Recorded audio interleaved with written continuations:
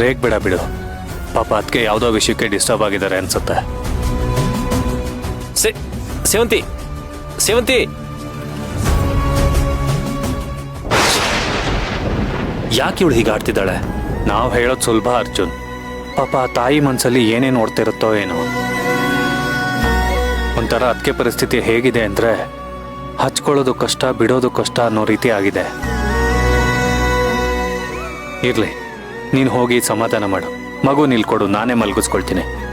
ಕೊಡು ಅರ್ಜುನ್.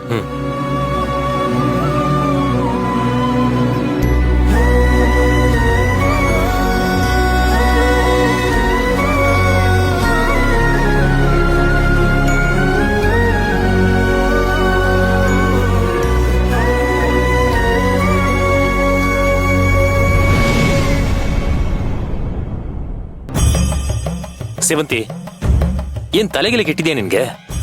ಅಲ್ಲ, ಮಗುನ್ ಒಳಗಡೆ ಕರ್ಕೊಂಡ್ ಬರೋಣ ಅಂದ್ರೆ ಬೇಡವೇ ಬೇಡ ಅಂತ ಯಾಕೆ ಅಷ್ಟೊಂದು ಕಠೋರವಾಗಿ ಹೇಳ್ದೆ? ಅಲ್ಲ, ನಿನ್ಗೆ ಅದೇನ್ ಭಯ ಆಗ್ತಿದೆ ಅಂತ ಅದನ್ನಾದ್ರೂ ಹೇಳು. ಭಯನೂ ಇಲ್ಲ, ಎಂಥದೂ ಇಲ್ಲ.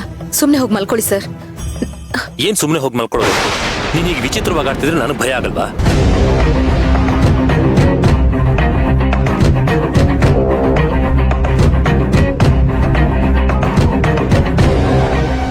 ಮಗುನ್ ಕಂಡ್ರೆ ಅಷ್ಟು ಪ್ರೀತಿ ನಿನ್ಗೆ, ಮತ್ತ್ಯಾಕೆ ಅವನನ್ನು ಅವಾಯ್ಡ್ ಮಾಡ್ತಿದ್ಯಾ? ಸರ್, ನನ್ ಮಗುನ ನಾನು ಯಾಕೆ ಸರ್ ಅವಾಯ್ಡ್ ಮಾಡ್ಲಿ? ಮತ್ತೀಗ ಏನ್ ಮಾಡಿದ್ದು? ಅದು ಅದು ಕರ್ಣ ಭಾವನ್ ಮೇಲಿರೋ ಕಾಳಜಿ ಅಷ್ಟೇ. ಏನು ಕಾಳಜಿನ? ಹೌದು. ಪಾಪ ಸರ್, ಭಾವ ಅಷ್ಟು ಪ್ರೀತಿಯಿಂದ ಮಗುನ ತೊಡೆ ಮೇಲೆ ಮಲಗಿಸ್ಕೊಂಡಿದ್ರು. ನಾನು ಹೋಗಿ ಏಕಾಏಕಿ ಕರ್ಕೊಂಡ್ ಬಂದ್ಬಿಟ್ರೆ ಅವ್ರು ಬೇಜಾರಾಗಲ್ವಾ?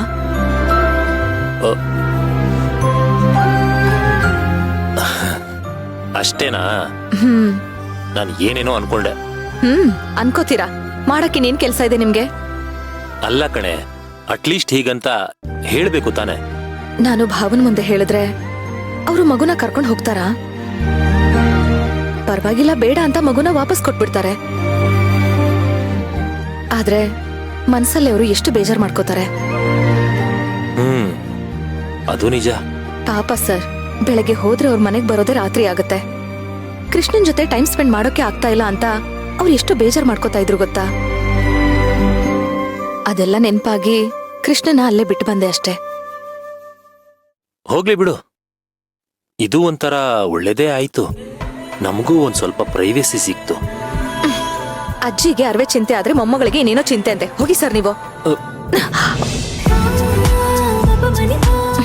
ಅರ್ಜುನ್ ಸರ್, ಅರ್ಜುನ್ ಸರ್, ಏನ್ ಮಾಡ್ತಿದ್ದೀರಾ ನೀವು? ನನ್ನ ಹೆಂಡತಿ ಜೊತೆ ರೊಮ್ಯಾನ್ಸ್ ಮಾಡ್ತೀನಿ.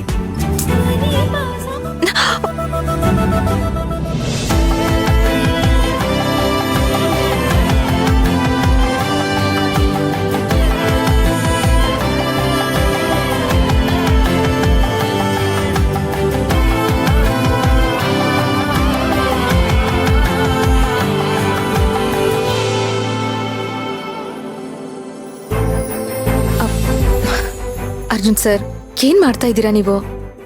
ನನ್ನ ಹೆಂಡತಿ ಜೊತೆ ರೊಮ್ಯಾನ್ಸ್ ಮಾಡ್ತೀನಿ. ನಿಮ್ ತರ್ಲೆ ಜಾಸ್ತಿ ಆಯ್ತು. ಇದು ತರ್ಲೆ ಅಲ್ಲ, ತುಂಟತನ, ರಸಿಕತೆ.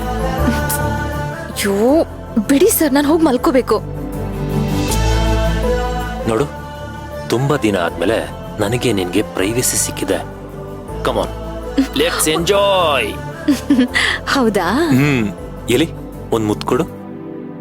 ಅರ್ಜುನ್ ಸರ್, ಮುತ್ಕೊಡು ಅಂತ ಅಷ್ಟು ದೂರ ನಿಂತ್ಕೊಂಡ್ರೆ ಹೇಗೆ? ಹತ್ರ ಬನ್ನಿ. ಬಂದೆ. ಇನ್ನೂ ಹತ್ರ ಬನ್ನಿ. ಇನ್ನೂ ಹತ್ರನಾ? ಬಂದೆ.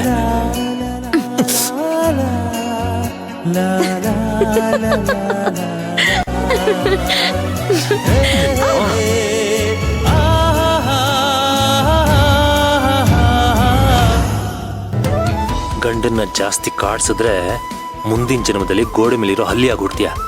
ಪರವಾಗಿಲ್ಲ, ಹಲ್ಲಿಯಾಗೆ ಹುಡ್ತೀನಿ. ಈಗ ಬಿಡಿ ನನ್ನ. ನೋಡು, ಹಾಗೆಲ್ಲ ಹೇಳ್ಬಾರ್ದು, ಕಾಡಿಸ್ಬಾರ್ದು. ಶೋ ಬಿಡಿ ಸರ್. ನೀನು ಮುತ್ತು ಕೊಡುವವರೆಗೂ ನಾನು ಬಿಡುವುದಿಲ್ಲ. ಕೃಷ್ಣ ಬಂದ.